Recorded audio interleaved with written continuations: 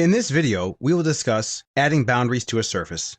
If you'd like to follow along with this video, please open the file addingboundaries-to-a-surface.dwg located in the training folder as discussed in the Working with this Dataset video. Civil 3D allows you to add boundaries to a surface. The types of boundaries that you can add are outer, show, hide, and data clip. An outer boundary is used to bound the entire surface.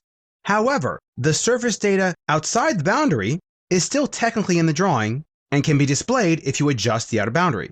A hide boundary is used to hide an area that you do not want to triangulate or show triangulation for. An example of this would be a pond, a building, and so on. A show boundary is used to show the inside of that hide boundary.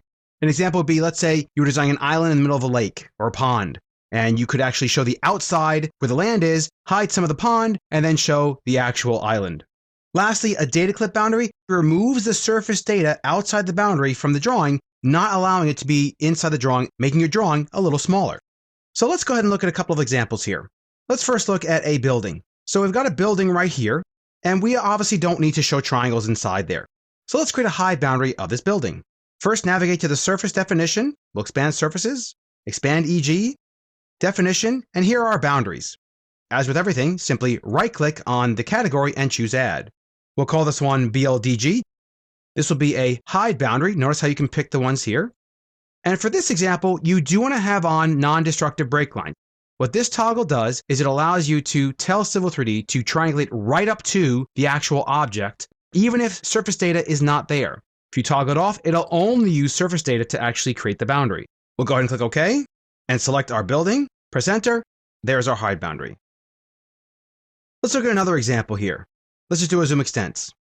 Let's actually use this 2D polyline as an exterior boundary for our entire surface. We'll go ahead and right-click on Boundaries and choose Add. Call this one EXT. And for this one, we'll make sure we set this to Outer Boundary. Toggle off non-destructive break lines because if we don't have any data to the 2D polyline, we don't want to necessarily just stretch those triangles because that will obviously be erroneous data. We'll go ahead and click OK here. We'll pick the 2D polyline. And notice how it just goes to the data that's actually inside that surface.